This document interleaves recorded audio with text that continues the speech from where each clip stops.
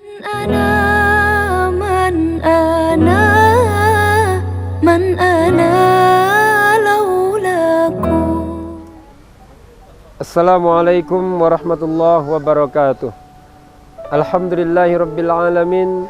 Allahumma salli ala Sayyidina Muhammad wa ala ali Sayyidina Muhammad, amma ba'd. Para pemirsa Mutiara Islami JEK TV dimanapun berada, pada kesempatan yang berbahagia ini, marilah kita bersyukur kepada Allah Subhanahu wa Ta'ala dengan mengucapkan Alhamdulillahi rabbil alamin dan bersolawat kepada Rasulullah sallallahu alaihi wasallam dengan ucapan Allahumma salli ala Sayyidina Muhammad wa ala ali Sayyidina Muhammad. Para pemirsa Mutiara Islami JEK TV dimanapun berada, pada kesempatan yang berbahagia ini pula saya ingin memberikan satu kajian tentang keutamaan dan pahala daripada ibadah kurban dan juga ancaman bagi orang-orang yang tidak mau berkurban padahal dia mampu.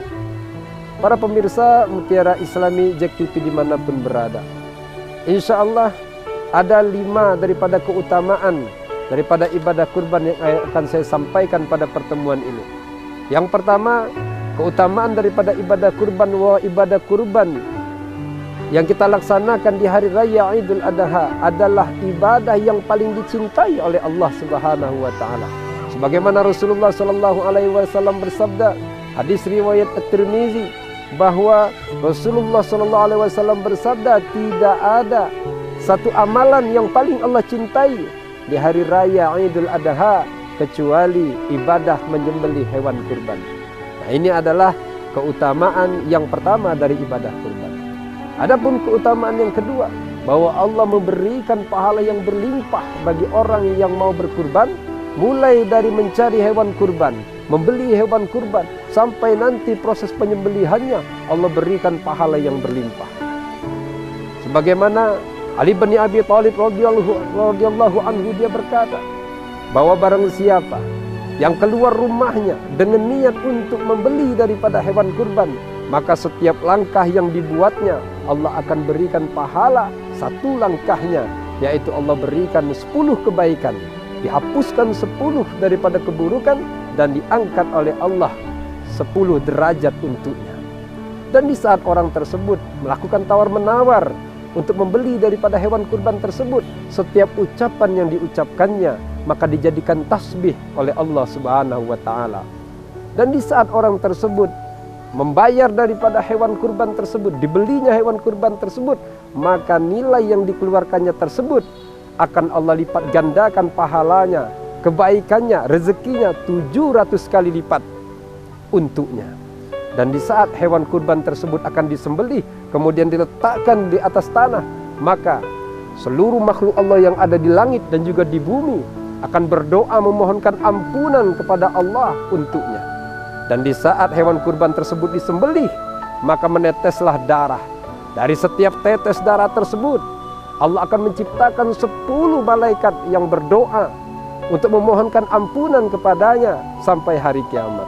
Demikian besarnya daripada pahala orang yang mau berkurban, dari mulai pembelian hewan kurban sampai penyembelihan. Inilah daripada pahala yang kedua. Adapun pahala yang ketiga, yaitu Allah memberikan pahala yang berlimpah dari setiap bulu yang ada di tubuh daripada hewan kurban tersebut. Sebagaimana Wahab bin Munabbih, dia berkata bahwa Nabi Daud alaihissalam bertanya kepada Allah Subhanahu wa Ta'ala, ya Allah, berapakah besarnya daripada pahala orang yang berkurban dari umat Nabi Muhammad sallallahu alaihi wasallam? Kemudian Allah pun berfirman, dari setiap bulu yang ada di tubuh daripada hewan kurban akan aku berikan 10 kebaikan, dihapuskan 10 keburukan, aku naikkan 10 derajat untuknya. Dan dari setiap lembar, setiap helai rambut yang ada, aku jadikan gedung-gedung istana di surga, aku jadikan bidadari untuknya, aku jadikan daripada kendaraan yang bersayap, yang berkecepatan tinggi untuk kendaraannya di surga. Nah, inilah daripada keutamaan yang ketiga. Adapun keutamaan yang keempat, bagi orang yang mau berkurban adalah nanti hewan kurban tersebut akan datang di yaumul akhir nanti kepadanya, memberikan kesaksian yang meringankannya, memberikan kesaksian yang menyelamatkannya di yaumul akhir nanti, dengan tanduknya, dengan bulunya, dengan kuku daripada hewan kurban tersebut. Nah, inilah daripada manfaat dan pahala yang keempat. Terakhir, ada 5 pahala yang akan saya sampaikan. Yang kelima yaitu yang namanya ibadah kurban ini adalah ibadah penyelamat yang menyelamatkan orang yang berkurban dari keburukan dunia dan akhirat. Sebagaimana Rasulullah SAW bersabda dari hadis riwayat Ibnu Majah, "Ala innal udhiyata minal a'mali munjiyat tunji sahibaha min syarrid dunya wal akhirah." Sesungguhnya yang namanya ibadah kurban ini termasuk ibadah penyelamat yang menyelamatkan daripada orang yang berkurban dari keburukan dunia maupun keburukan akhirat. Demikianlah 5 keutamaan dan pahala yang begitu besar yang Allah berikan kepada orang yang berkurban. Maka marilah kita berkurban tahun ini.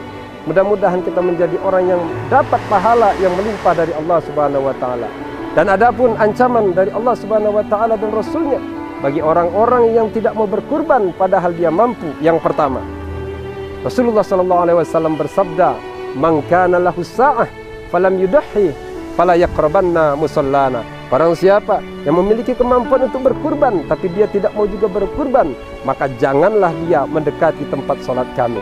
Adapun ancaman di riwayat yang lain yang lebih berat lagi dari Rasulullah SAW, hadis riwayat Ibnu Majah, "Man kana lahu sa'ah falam yudhi falyamut insa'a yahudiyan au insa'a nasraniyan." Barang siapa yang memiliki kemampuan untuk berkurban tetapi dia tidak mau berkurban, maka matilah saja dia. Kalau tidak dalam keadaan Yahudi, maka matilah dalam keadaan Nasrani. Kedua daripada ancaman ini tidak ada baiknya untuk kita. Karena apa? Kedua-duanya mati dalam keadaan menempatkan kita di dalam api neraka, karena kita mati dalam keadaan su'ul khatimah, tidak beriman kepada Allah. Mudah-mudahan kita dihindarkan daripada ancaman-ancaman Allah ini, dan kita digerakkan hatinya untuk mau berkurban di tahun ini, sehingga kita mendapatkan pahala yang berlimpah daripada orang-orang yang mau berkurban di hadapan Allah Subhanahu wa taala. Demikianlah daripada kajian kita hari ini. Mudah-mudahan ini dapat bermanfaat dan memotivasi bagi kita, terutama bagi yang mampu untuk berkurban, untuk mau berkurban di tahun ini. Demikian, terima kasih atas segala perhatian. Mohon maaf atas segala kekurangan. Usikum wa nafsi bitaqwallah. Wassalamualaikum warahmatullahi wabarakatuh. Man ana